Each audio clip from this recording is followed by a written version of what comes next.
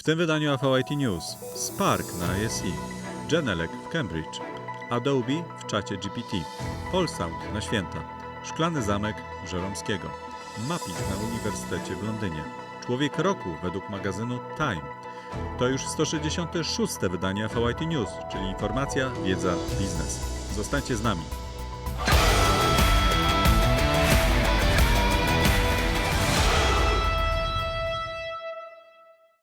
Integrated Systems Events ogłosiło uruchomienie programu Spark, czyli nowego 4-dniowego wydarzenia poświęconego łączności kreatywnej. W ramach ISE 2026 od 3 do 6 lutego w Fira de Barcelona Spark będzie służyć jako swoiste centrum dla technologów i decydentów związanych z branżą ProAV, aby dzielić się pomysłami na temat imersyjnego opowiadania historii za pomocą AI i innowacji technologicznych. Spark został zaprojektowany tak, aby inspirować zarówno starsze, jak i młode pokolenie specjalistów. Będzie zbudowany wokół 4 ścieżek: broadcast, live events, gaming oraz marketing i design. Podczas targów ISE w Barcelonie po raz pierwszy zintegruje na większą skalę branżę ProAV z branżą kreatywną. I to jest w zasadzie najważniejsze, co powinniście zapamiętać. A w nadchodzących latach ma stać się nawet samodzielnym wydarzeniem podczas ISE. Już niedługo zobaczycie specjalny podcast z Mike'iem Blackmanem, szefem ISE, którego m.in. zapytam o ten program, o program Spark. Kiedy głośnik nie musi zniknąć w przestrzeni, a sam staje się jej częścią, mówi się, że to designerski projekt. Właśnie dlatego tak inspirująca jest instalacja w Kettle's Yard w Cambridge, w przestrzeni, w której sztuka, architektura i dźwięk spotkały się w jednym miejscu.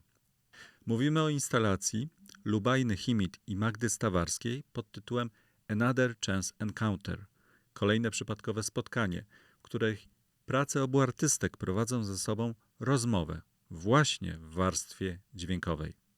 Zostały do tej instalacji użyte głośniki Genelec Installed Sound, które nie tylko dobrze grają, ale zostały również dopasowane kolorystycznie. Dla Magdy Stawarskiej, współautorki tej przestrzeni, dźwięk nie jest dodatkiem, ale jednym z głównych mediów, który łączy obraz, sitodruk i malarstwo, skupiając się właśnie na doświadczeniu słuchania.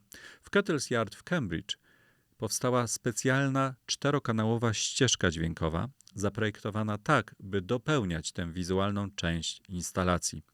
Co ważne, system nie był zamknięty. W momencie montażu Smart IP pozwolił na jego dalsze dopracowanie w samej galerii. Magda Stawarska mogła na miejscu korygować balans i dynamikę dźwięku, na bieżąco słysząc, jak ten dźwięk układa się w dialogu z instalacją. Jak podkreśla sama artystka, publiczność zwraca uwagę nie tylko na jakość tego, co słyszy, ale też na to, jak na przykład żółte głośniki stały się widoczną, wizualną częścią samego projektu. Dzięki temu tworzyły wrażenie, że dźwięk wychodzi z tej samej palety barw, co instalacja artystyczna.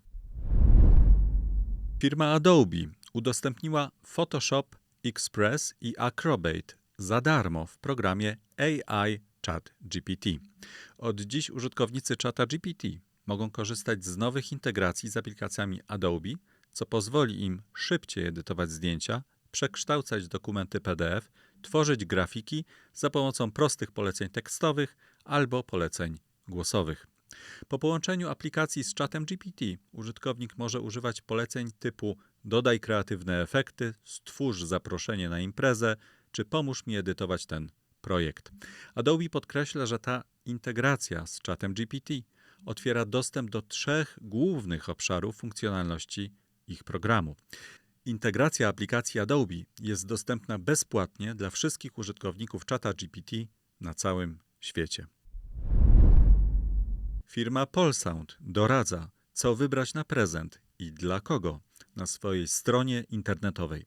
Wśród propozycji pojawiają się oczywiście mikrofony marki Shure jako najtrafniejszy pomysł na prezent pod choinkę.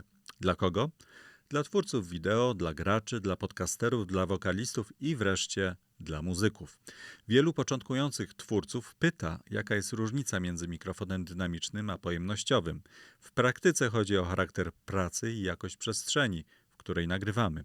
Ale szczegółowo jest to wszystko rozpisane na stronie firmy Polsound, w tym poradniku. I oczywiście możecie tam znaleźć konkretne propozycje sprzętu od firmy Shure, którego dystrybutorem w Polsce jest firma Polsound. Link do poradnika jest w opisie. Specjalna projekcja typu światło i dźwięk wraz z mappingiem została zaprezentowana w dniach od 12 do 14 grudnia na fasadzie wschodniej Zamku Królewskiego w Warszawie od strony Wisły i ogrodów. Widowisko zwieńczyło rok Stefana Żeromskiego, jednego z najwybitniejszych polskich pisarzy, który pod koniec życia mieszkał na Zamku Królewskim, gdzie również zmarł. W 1924 roku Stefan Żeromski zamieszkał w południowym skrzydle zamku za sprawą decyzji prezydenta Stanisława Wojciechowskiego, która była wyrazem uznania dla zasług pisarza. Tam dostał 3-pokojowe mieszkanie. Co ciekawe, okno tego mieszkania przetrwało pożogę wojenną. Jak wiadomo, zamek został wysadzony w powietrze przez Niemców w 1944 roku, a po wojnie był odbudowywany przez niemal 40 lat.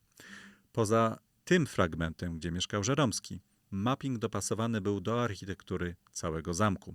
Punktem wyjścia oczywiście było słynne okno Żeromskiego.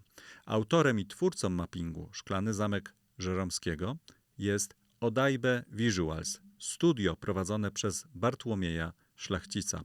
Za część techniczną i realizację multimedialną odpowiadała firma Imerton, która zajmuje się integracją sprzętu audio-wideo, oświetlenia i nagłośnienia. Wstęp na pokaz był bezpłatny.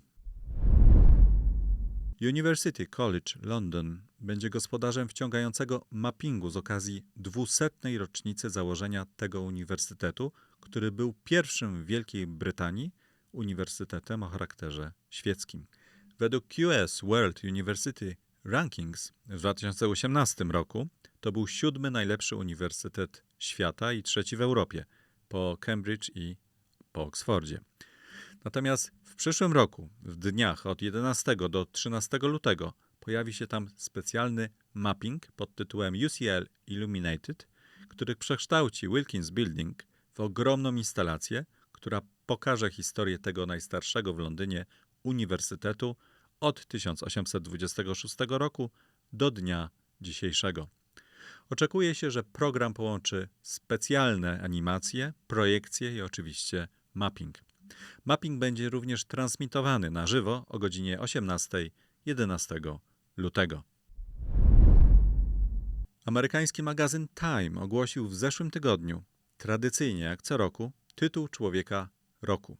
W tym roku Time, który ma nakład ponad 4 miliony egzemplarzy i jest opiniotwórczym magazynem na całym świecie, wyróżnił grupę osób nazwanych architektami sztucznej inteligencji, którzy rozpoczęli wiek myślących maszyn i transformacyjnej technologii.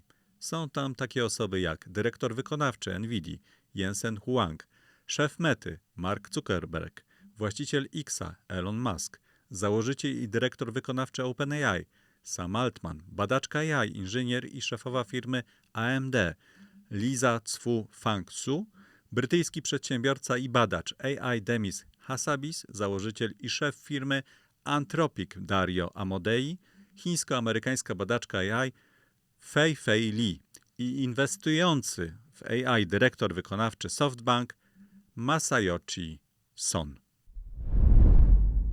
I to już wszystko w tym wydaniu AVIT News, czyli informacja, wiedza, biznes. Zbliżają się święta. Mam nadzieję, że macie jeszcze trochę czasu, żeby nas oglądać albo słuchać. Już wkrótce pojawią się nowe podcasty. Szczególnie polecam podcast z Mike'iem Blackmanem przed ISE 2026 w Barcelonie. Udanego tygodnia. Cześć!